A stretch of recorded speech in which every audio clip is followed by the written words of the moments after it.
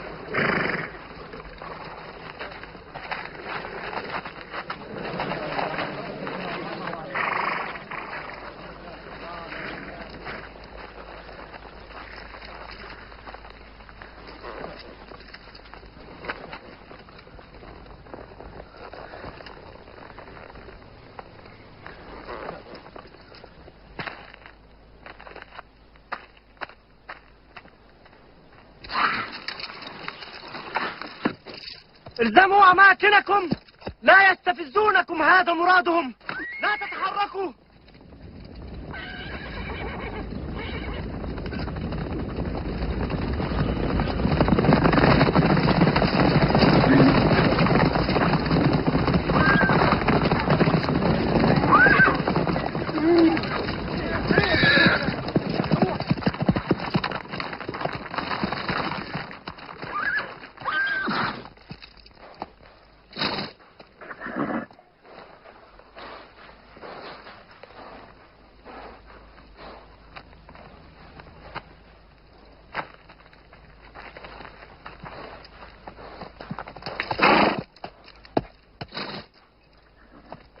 لك السلام.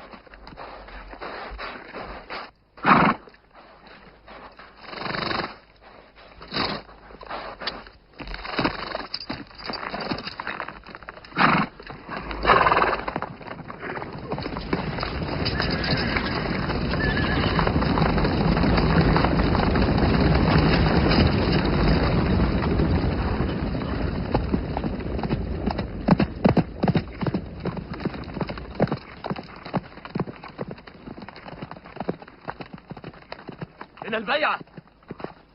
النبي يقول لكم: من أحب الله فليأتي إلى البيعة تحت الشجرة.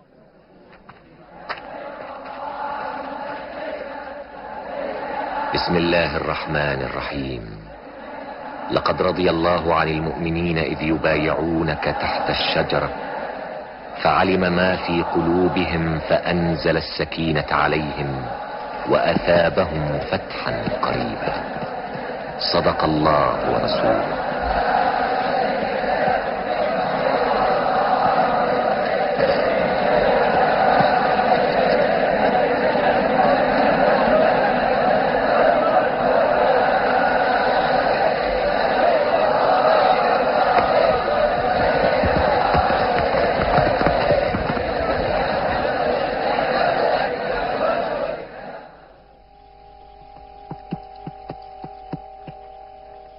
أقبل مفاوض آخر.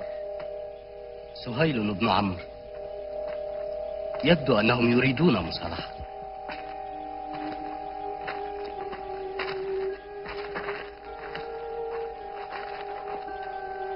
محمد، عرضت عليك شروط من قبل للاتفاق بينك وبين قريش، هل وافقت عليها؟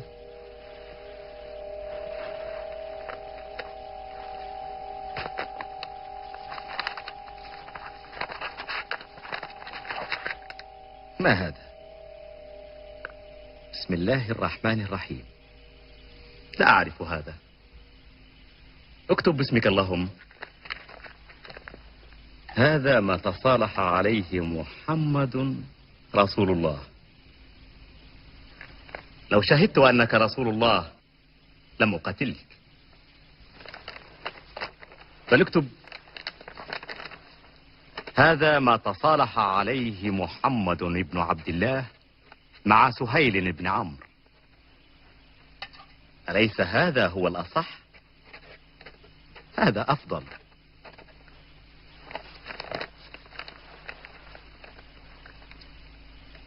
يرجع محمد وأصحابه عامهم هذا عن مكة إلى ديارهم. مكة هي ديارنا. في العام المقبل نخرج لكم عن مكة فتدخلونها وتقيمون بها 3 والسيوف في أغمادها. إذا رضيتم نتصالح على وضع الحرب عن الناس 10 سنين يأمن فيها الناس ويكف بعضهم عن بعض. لا تغيرون علينا بليل، لا تغدرون بنا، ونحن أيضا. وإن من أحب أن يدخل في عقد محمد دخل فيه، ومن أحب أن يدخل في عقد قريش دخل فيه. فإن أبيتم أو آذيتم أحدا منا أو من حلفائنا نقض الصلح كله.